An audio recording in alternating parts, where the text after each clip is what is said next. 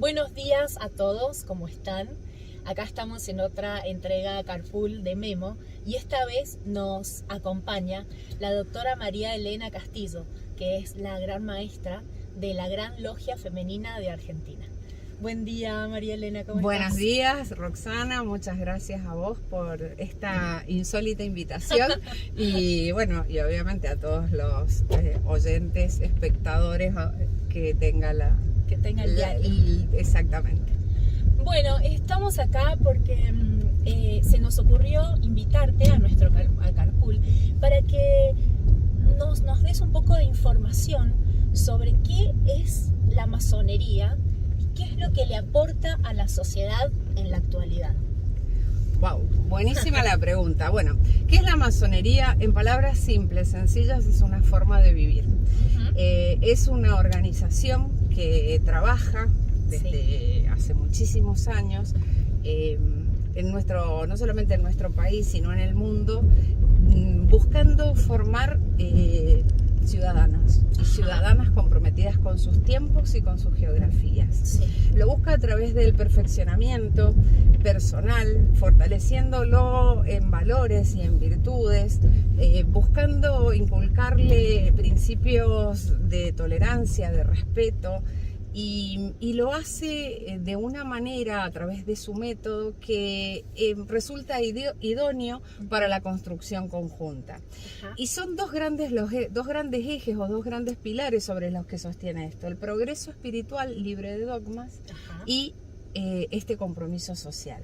Porque la masonería entiende que la única forma de tener esa sociedad más justa, más igualitaria, más integrada, más inclusiva, es haciéndolo con todos los semejantes. Y está bien eso en realidad, porque entiendo que en un principio la masonería era solo masculina. ¿Desde cuándo la mujer se incorpora a la masonería?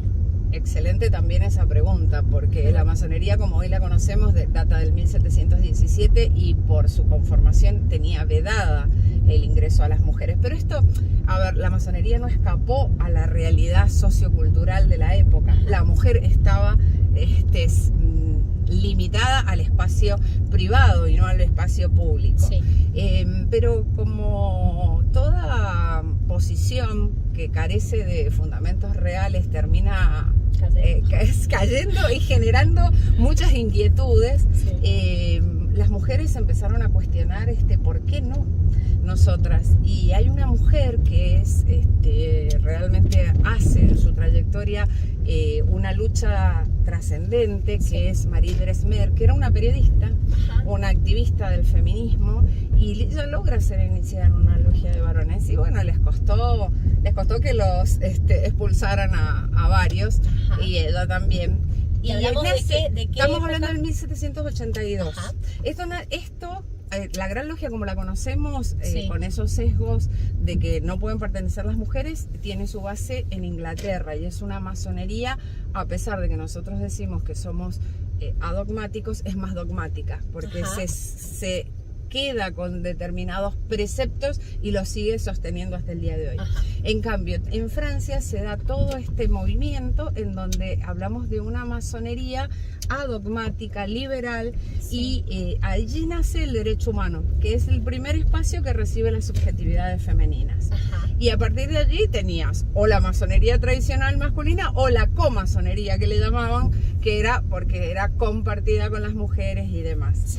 En nuestro país, la masonería femenina pura data de hace 30 años atrás. Las primeras mujeres que se van a iniciar a Chile se van a iniciar para la época del 1993, una cosa así.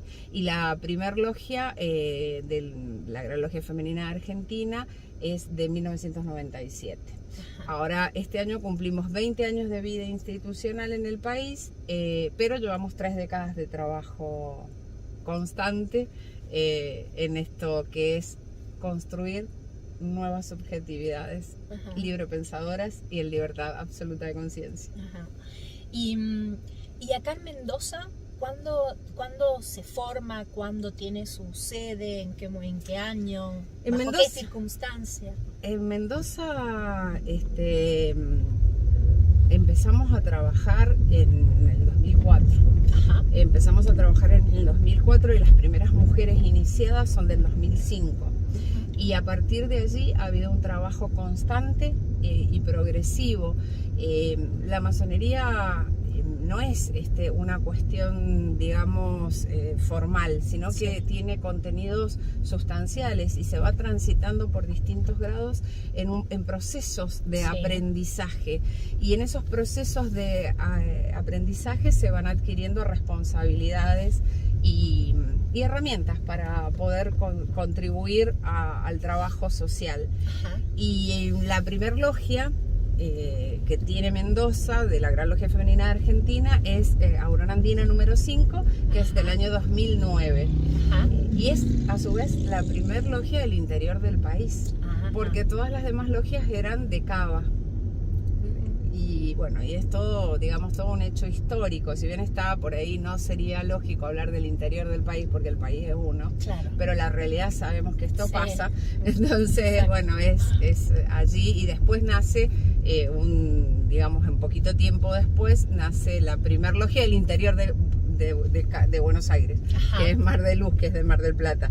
Y este proceso se fue dando paulatinamente con el devenir del tiempo, y bueno, y ahí empezamos a tener logias en distintas provincias. Nace una logia itinerante, que es la que empezó a ir a todas las provincias, empezando a difundir la masonería, a iniciar mujeres, a iniciar los grupos primarios, que se denominan comité, y después los triángulos, que es cuando tenés 3 maestras. Y bueno, y a partir de allí, hoy tenemos 25 logias en el país, tenemos grupos de mujeres en toda la jurisdicción, en todo el país y en la República del Paraguay, porque la República del Paraguay depende de la Gran Logia Femenina de la República Argentina. ¿Y eso por qué?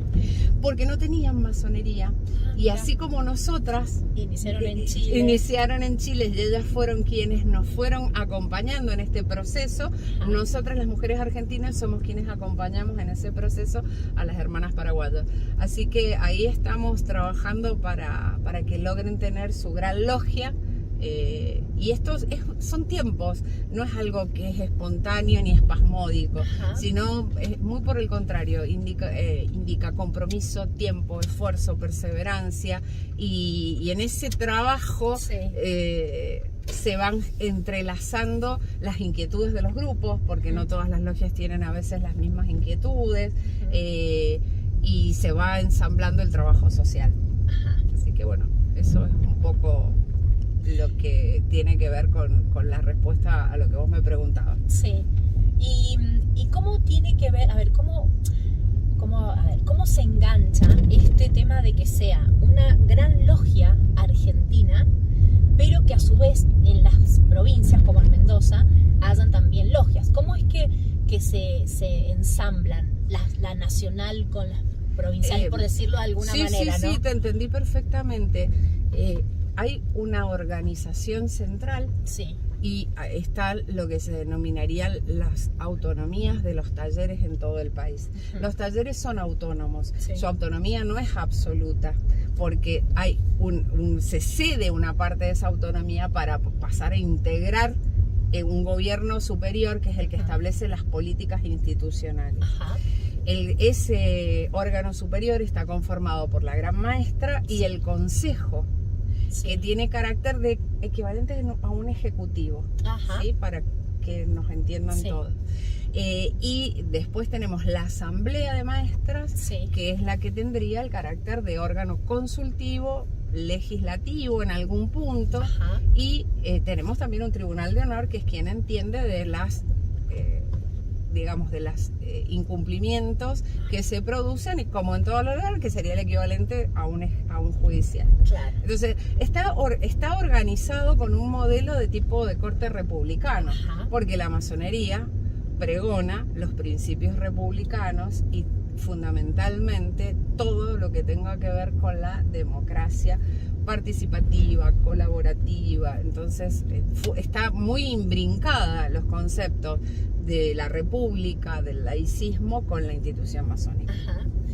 ¿Y por qué no nos explicás un poco cuáles son los simbolismos de la masonería y qué es lo que representan, cómo es que se hacen carne del día a día de un masón? Bueno, primero, muchas veces es difícil pensar en el método masónico y en el lenguaje masónico, porque es totalmente simbólico, pero no es difícil desde lo que sería lo universal. Y yo te hago el equivalente a los emoji.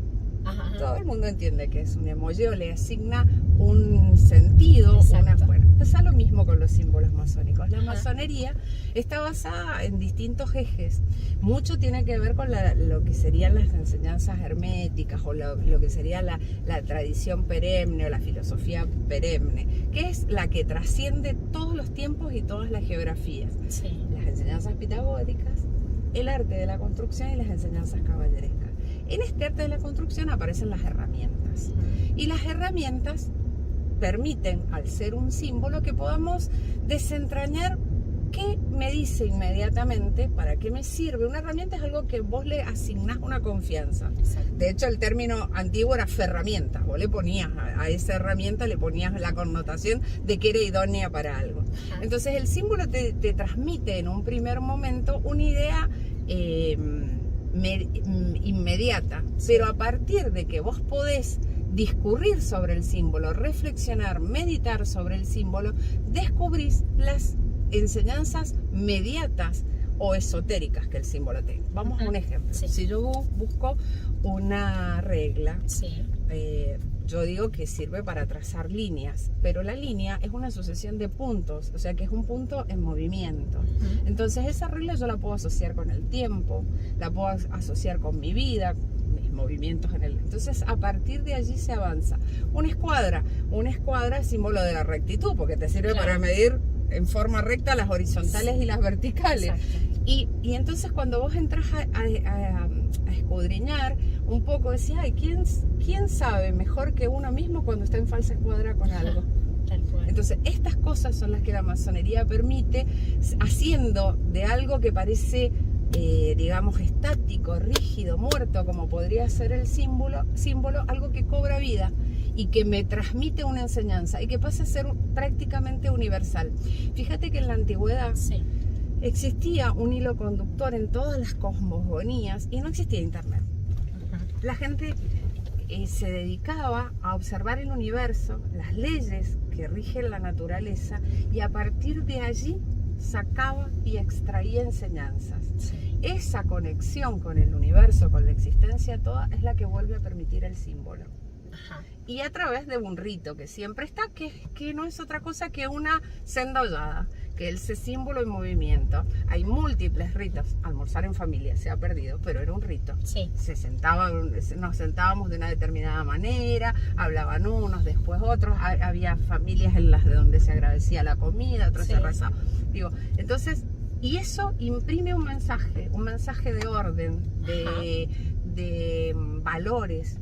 Y eso es lo que el rito hace con nosotras. ¿Qué símbolos nos caracterizan? Fundamentalmente la escuadra y el compás. La rectitud de la escuadra y la gran posibilidad del compás de verlo como un símbolo de la igualdad. Porque los puntos que traza una circunferencia se encuentran todos a la misma distancia que el centro. Eso sería el símbolo por antonomasia, el que nos hiper representa. Pero obviamente que los hay muchos. El damero, el blanco y el negro. Porque la vida está hecha de opuestos, pero no, está hecha de esos opuestos que no deben ser antagónicos, que podemos trascenderlos, que podemos llegar a un tercero que los resuelva. Si no, nos quedamos en tesis y antítesis y no llegamos a la síntesis nunca. La síntesis siempre está por encima y es más elevada. No sé si se entiende. Sí, la entiendo que si yo entiendo, entendemos todos. porque por ahí, viste, como es un lenguaje tan propio, tan particular nuestro. Claro, por eso me interesaba que la gente lo al menos lo escuche, para poder entenderlo desde un lugar más pedagógico, ¿no? Como el que estás vos adoptando en este momento. Otro símbolo que también nos caracteriza es una piedra en bruto y una piedra pulida. Ajá. Y nosotros decimos que la piedra en bruto nos representa a nosotros dominados por nuestros egos, por nuestras pasiones, por nuestros instintos, por todas las cuestiones que hacen a los aspectos de la personalidad, pero más, ¿cómo te podría decir? Más cejados, más menos trabajados. Sí. La masonería nos enseña, trabajando en nosotras mismas, que con voluntad y inteligencia podemos ir desbastando todas esas aristas que tenemos, que son quizás resabios de nuestras construcciones, de las tradiciones, de las religiones, de nuestras propias caracteres, temperamentos, personalidades, y a partir de ahí podemos ir encontrando nuestra esencia, y en la esencia es donde todos nos igualamos, porque reconocemos en nuestros semejantes ese aspecto esencial, y eso es lo que permite la construcción y hablar de una hermandad.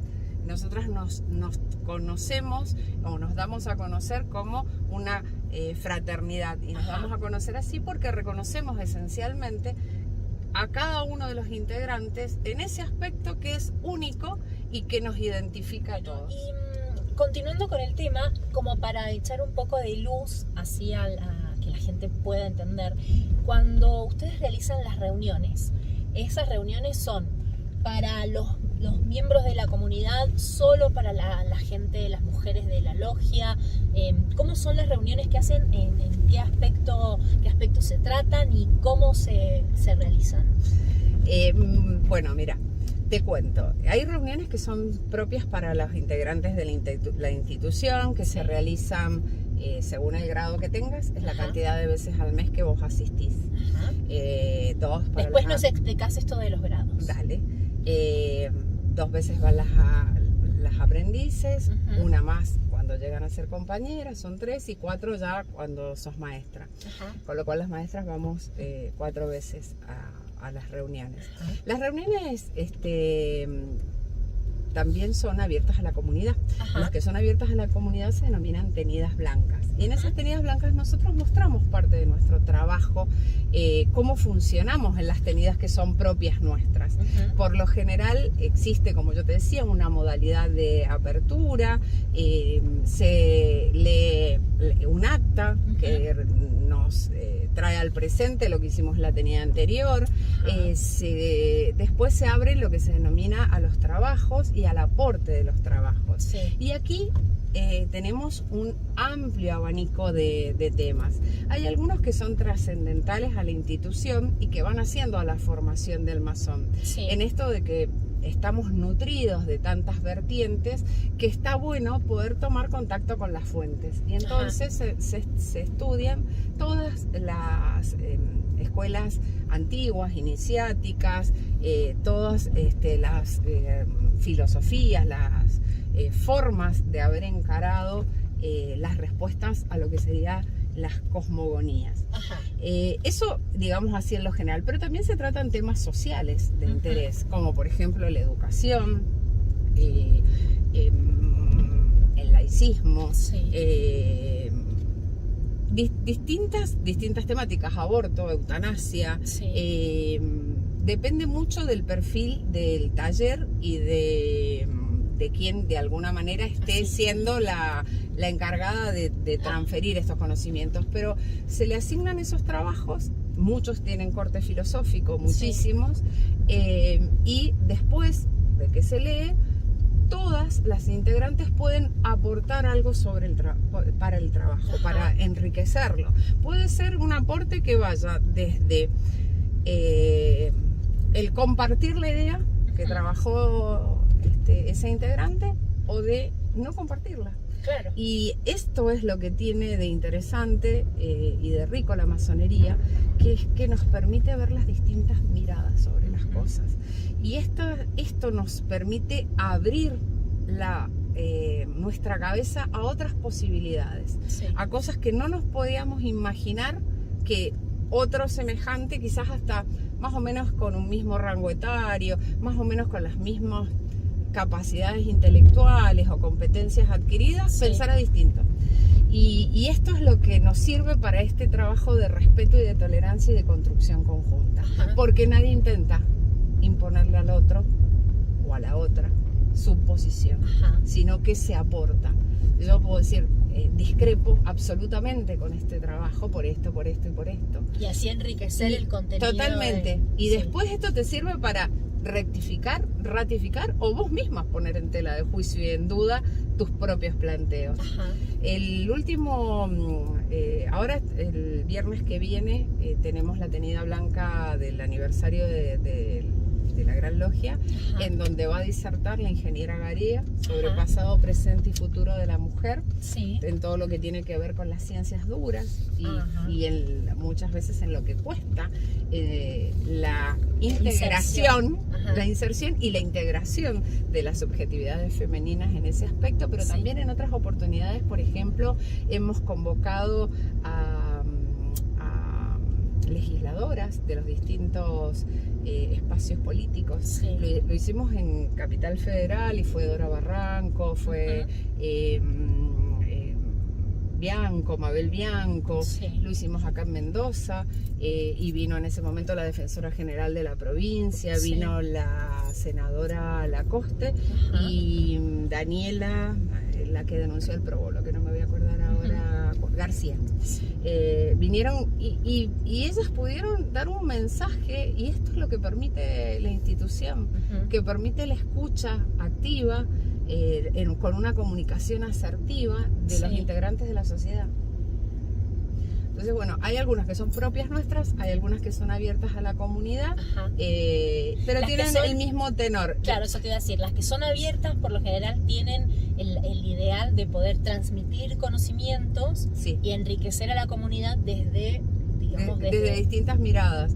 Y ¿sabes qué? Por lo general también le solemos agregar alguna cuestión que tenga que ver con el arte, con la cultura, alguien que cante, que toque un instrumento musical, que muestre las bellezas de esos saberes que también hacen al desafío de integrar el arte con la ciencia, ¿no? Así que un poco de eso. Exactamente. Y vamos a la parte un poco más práctica de esta charla. Si alguna mujer está interesada en integrar la logia, ¿hay algún requisito? ¿Hay un procedimiento? Sí. Los requisitos son ser mayor de edad, en este caso ser una subjetividad femenina, porque la institución es femenina. Y nosotros decimos una vieja frase que es ser libres y de buenas costumbres. Esto tiene que ver fundamentalmente con poder percibir si la persona está dispuesta a cuestionarse todo o no. Si está sujeta a demasiados preconceptos y no está dispuesta a cuestionarlos, y va a ser difícil, va a ser, digamos... va a ser duro claro, el tránsito. No, exactamente. No sería invalidante para que ingrese. Uno intenta mostrarle un poco esto, porque trabajamos fundamentalmente para liberarnos de los prejuicios. Y los prejuicios son construcciones que a veces son de mucho tiempo, están muy arraigadas en el ser humano, entonces bueno, cuesta. Y esto de las buenas costumbres tiene que ver fundamentalmente con los principios y los valores éticos, y entendiendo no desde una moral teológica, sino desde ver a una persona que tiene hábitos que le son beneficiosos para ella, para su desarrollo personal y también para la comunidad. Y entonces desde ese lugar es donde se realizan las entrevistas, la conocemos, intentamos ver a qué se dedica, cómo está conformada su familia, le consultamos si va a tener tiempo para poder trabajar con nosotras. También les pedimos que nos pregunten, que si tienen inquietudes nos pregunten. Claro, me imagino que el eje central de poder incorporar a alguien es el saber por qué quiere entrar, por qué quiere participar. Exacto, porque eso también te permite medirla, vamos a la regla, ¿viste? Claro, exacto. Te permite medir el interés que tiene, a ver, es personal, es porque quiere pertenecer, es una cuestión de brillo, de lustre. La verdad es que si pasara por ahí, y cabe decirle, por el derecho a la información, como buena abogada se lo diría, le diría de que en realidad nosotras buscamos desapegarnos de todo lo que tenga que ver con los egos, y que la fraternidad nos trasciende no por una cuestión de vinculaciones o de estatus social, sino por una cuestión humanitaria. Claro.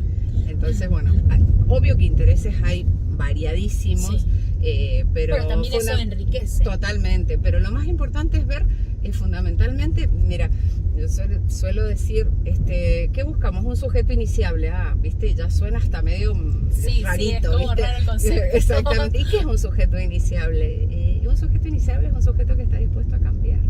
Es un sujeto que está dispuesto a sacar de él, dentro de él o de ella, la mejor versión que tiene, y que no la pudo sacar por distintos motivos, porque no supo, por miedos, por prejuicios, por mandatos. Y entonces es transmitir que en este espacio es libre. Claro. Es libre y es responsable, porque la libertad nos hace responsables de nuestras decisiones. Entonces, desde ahí creo que toda persona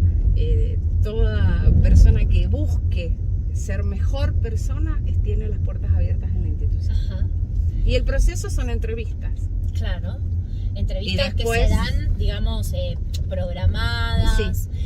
Y algo que también hace a este tema, porque como para seguir echando luz, ¿es verdad esto de que hay, digamos, como una especie de bolilla negra? Si hay alguna bolilla negra dentro de la elección, la persona no puede participar. Como pasa en la legislatura. Claro, exactamente. Algo así. Sí, obvio que hay. Claro. Obvio que hay, pero los fundamentos, primero, no puede ser arbitraria. Claro. La utilización de la bolilla negra tiene que estar totalmente fundada, y la persona que la coloca tiene el deber y la obligación de ir a hablar con la máxima autoridad y decirle el porqué. Obviamente, si vos te enteraras de que una persona abusa de otras personas, si vos te enteraras de que es un estafador, ahí es totalmente cuestionable su ética, su moral, y entonces desde ese lugar también es obligación nuestra cuidar lo que crece. Exacto. Y cuidar a las integrantes. Entonces, o que viniera, no sé, una persona y te dijera que quiere ingresar porque entiende de que somos en la vanguardia de la raza superior. Claro, todos los seres humanos somos iguales. Sí, claro. Y lo sagrado es el ser humano en sí, no importa su etnia, su sexo, su clase social. Entonces, bueno, estas cosas sí, porque hacen ruido y no tienen que ver con los principios de la institución. Pero sacando eso, no existen mayores. No hay ningún tipo de... Perdón, reformulo la pregunta. ¿Hay algún tipo de tendencia política, con alguna línea política, alguna ideología política? No. Claramente no, pero bueno, cabe no, está buenísima tu pregunta. Mira, no, absolutamente no. Nuestro universo de mujeres tiene el más variado rango etario, la más variada más variada capacitación o niveles de capacitación que vos te puedas imaginar, desde integrantes que no tienen quizás el secundario a integrantes que tienen un montón de maestrías, doctorados y 2 o 3 profesiones, y abarcamos el abanico total del espectro religioso y político del país. Realmente no hay una tendencia. Si vos me preguntás, hay logias, pero no se da el caso todavía de la Gran Logia Femenina de la República Argentina. No, porque las mujeres vamos más por otro lado. Sí. Pero hay logias sí que son de corte más radical, más peronista. Hay muy esotéricas, otras muy, muy cívicas. Sí. Bueno, nosotras sí tenemos logias de estudio, tenemos logias más asociadas con el tema ciudadano, pero si no, todas las demás tratamos todos los temas. Así que no, en eso no.